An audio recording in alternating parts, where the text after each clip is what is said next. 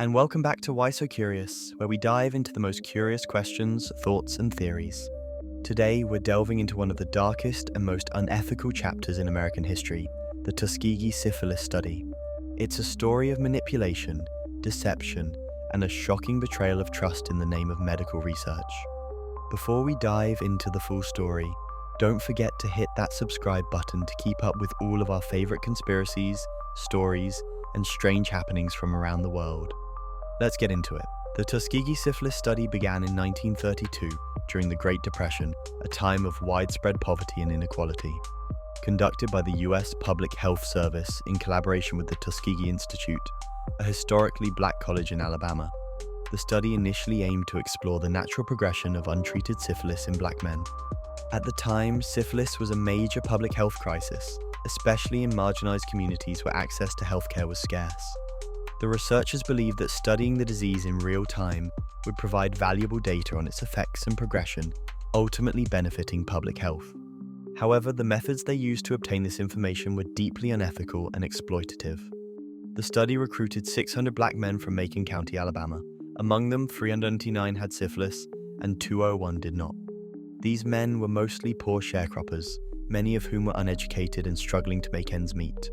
They were promised free medical exams, hot meals, and burial insurance. It's important to note that these were significant incentives for men living in extreme poverty. But here's where things take a horrifying turn. The men were told they were being treated for bad blood, a vague term used locally to describe various ailments. In reality, they were not being treated at all. Instead, the researchers simply observed the progression of syphilis in their bodies without informing them of their true condition. When penicillin was discovered in 1947 and proven to be an effective cure for syphilis, the researchers deliberately withheld it from the participants.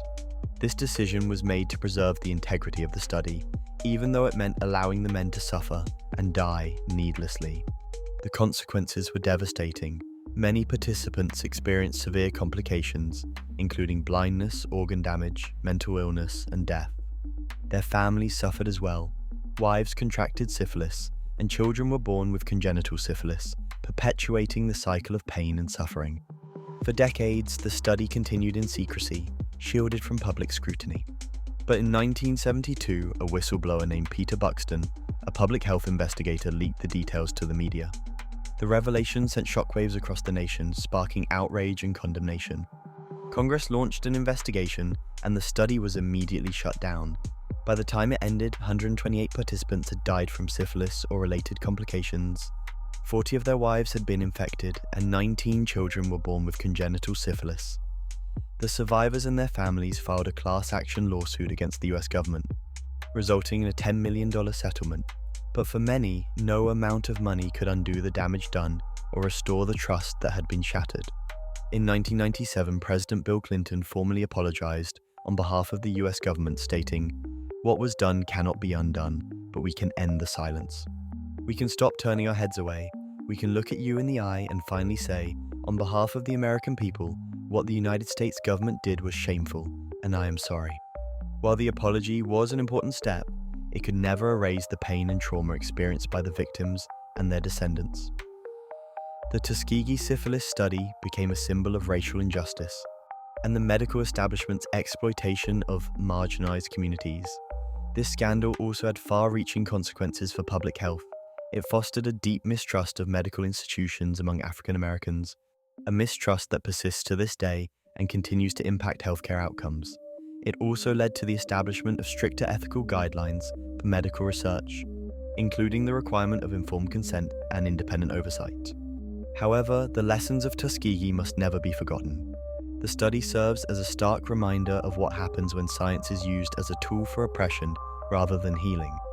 It challenges us to hold those in power accountable and to advocate for justice and equity in all areas of society. Now we want to hear from you. What are your thoughts on the Tuskegee Syphilis Study? Do you think the government's apology and settlement were enough, or is there more that should have been done to address this horrific injustice? And how do you think we can rebuild trust in medical institutions today? Share your thoughts in the comments below. And while you're there, let us know what topic you'd like us to cover next. Whether it's another historical injustice, a mysterious event, or a strange conspiracy, we'd love to hear your suggestions. Until next time, stay curious and keep asking questions.